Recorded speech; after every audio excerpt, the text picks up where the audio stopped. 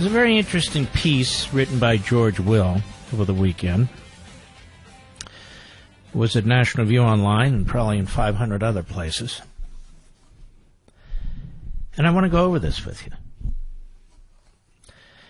I don't want to just go over it with you to go over it with you. I want to go over it with you for a reason, which will become clear by the time we get to the end of it.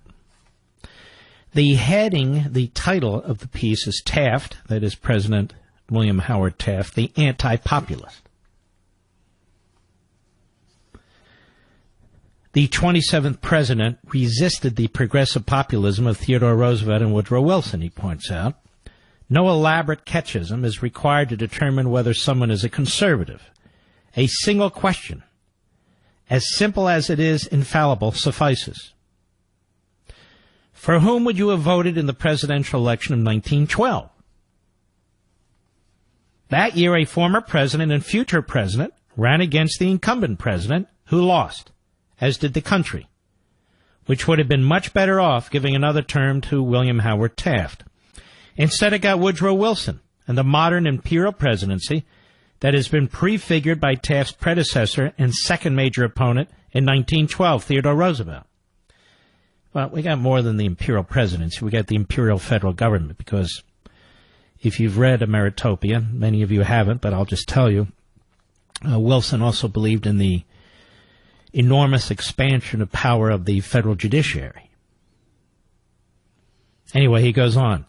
Taft won fewer electoral votes, 8, from Utah and Vermont. 8. Than any Taft's presidency. Well, this is out of order, perhaps? Hold on. Let me pull this up, because I want to get this accurate. Just bear with me. Okay, Taft won fewer electoral votes than any other incumbent president. Roosevelt carried 6 states, Wilson 40.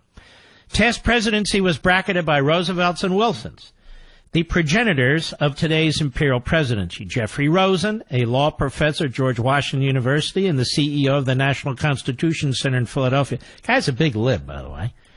Began writing his new appreciation of the 27th president.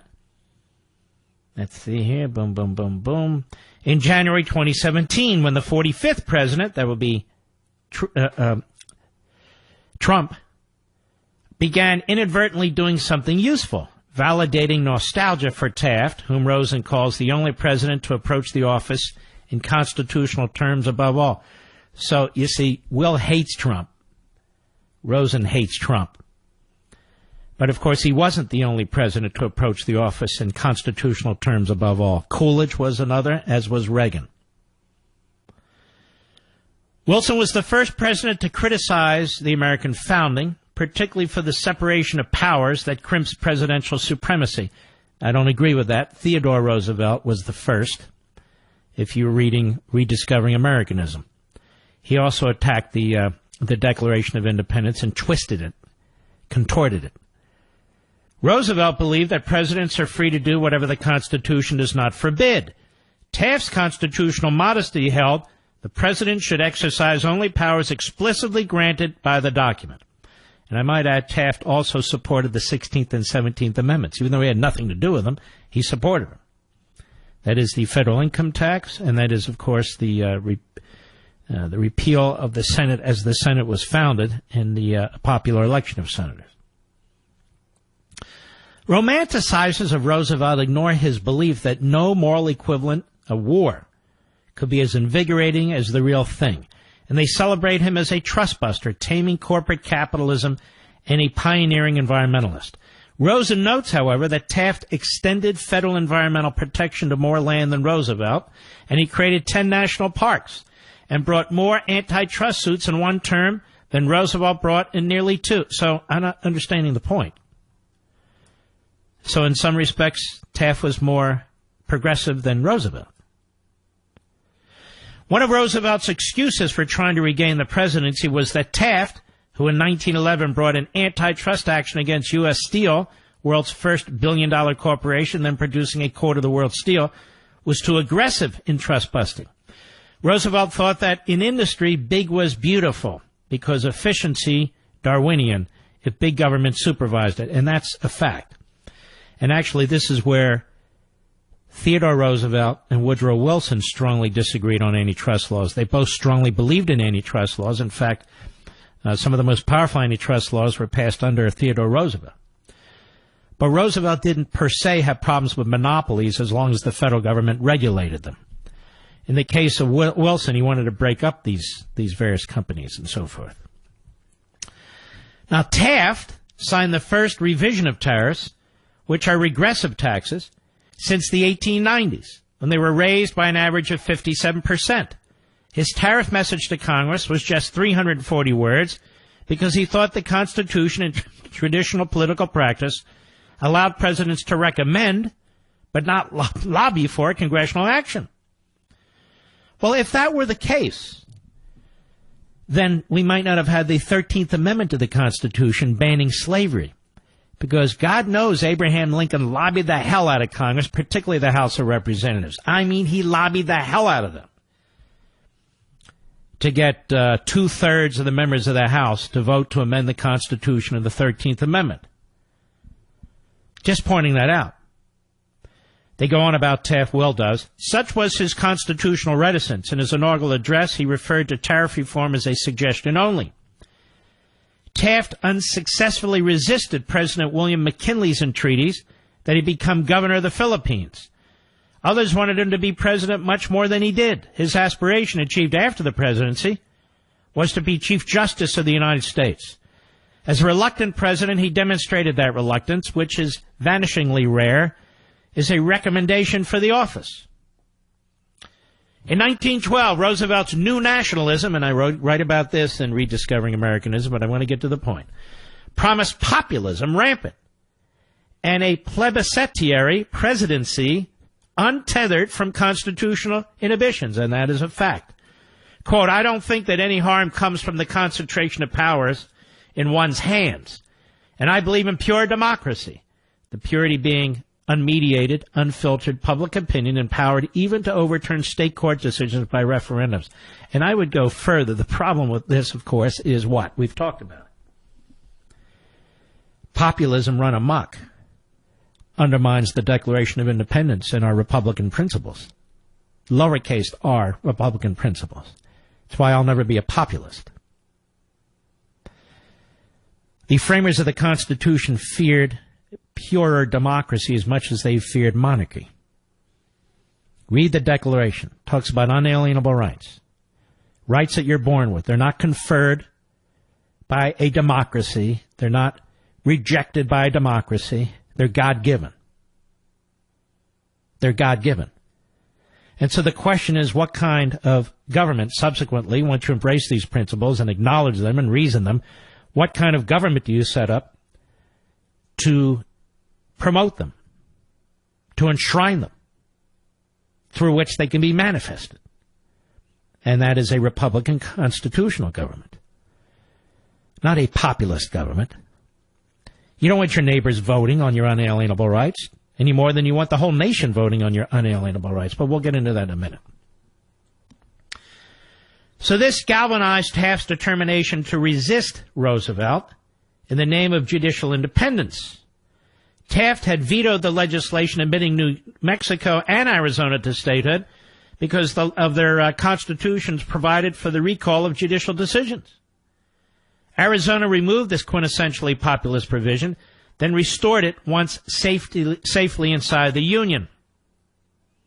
Of course, there is such a thing as judicial tyranny. I've written about that in Men in Black as well. What's the answer to that? I don't believe in electing judges in and out. But I do believe in term limits for judges. Taft correctly compared Roosevelt to the first populist president whose portrait would be hung in the Oval Office in 2017 by a populist president, that is, Andrew Jackson. Taft said there is a decided similarity between Andrew Jackson and Roosevelt. He had the same disrespect for law when he felt the law stood between him and what he thought was right to do. The 1912 strife between conservative and progressive populist Republicans simmered until Ronald Reagan's election in 1980 sealed conservatism's ascendancy in the party.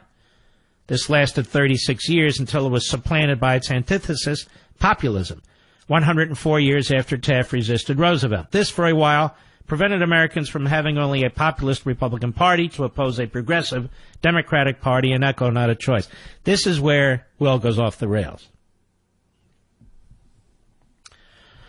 When I met with the president, 5 months ago, and I wasn't scheduled to meet with him, I was asked to meet with the vice president, and the president heard that I was there, and the vice president told me that I would be visiting with the president, and I visited with the president. It was a wonderful meeting with both men, who I respect enormously, both of them.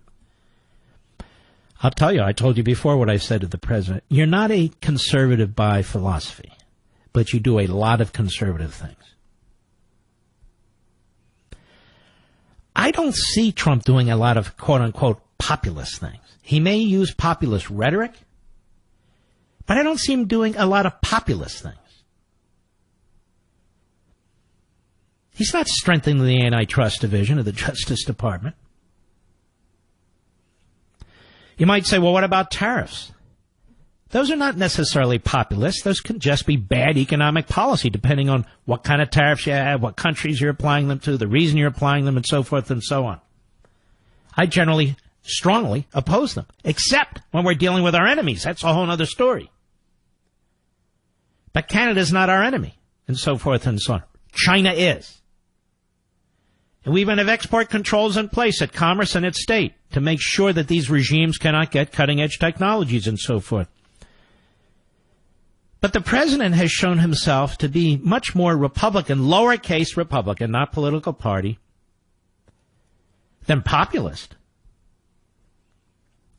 Indeed, if George Will were writing this in a more objective fashion, he would point out that the Republican Party is more of a progressive party under McConnell, and despite his propaganda under Paul Ryan, the things that they're doing, this massive spending bill, that's what they presented to the president. He should have vetoed it, but that's what they presented to him. The open borders, so forth and so on, which he opposes. That the Republican Party, the establishment, is far more progressive than Trump is populist. Let me repeat that. The Republican Party is far more progressive, that is statist, than Donald Trump is populist, in my opinion.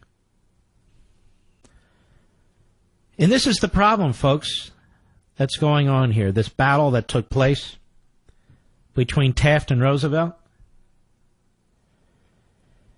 Well, that's the problem.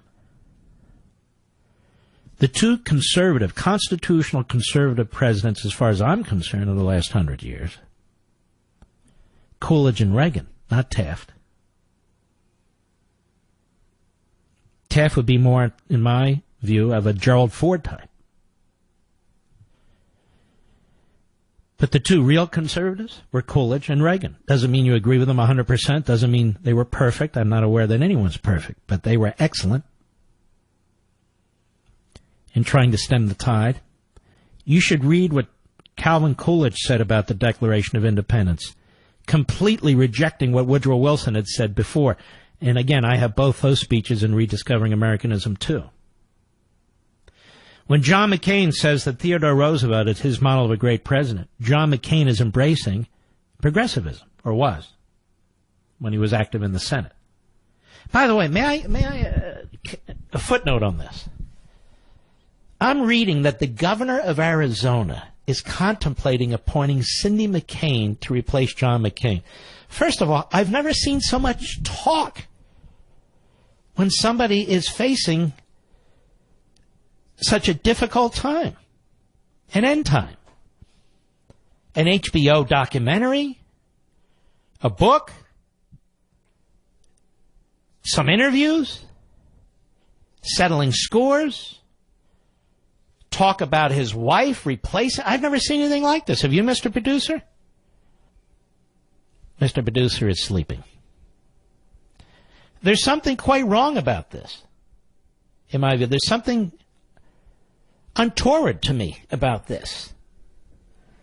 Maybe it's just me, but it seems to me if in fact you know that your time is limited on this earth, you spend your time contemplating about your life, contemplating about the future, contemplating about your family. But not so much media. I'm just shocked by this, quite frankly. It doesn't have to be McCain, it could be anybody. But now there's talk that the governor's going to appoint his wife. His wife's a big lib. No offense. So that's what you'll get. Anyway, I'll be right back. Mark Levin.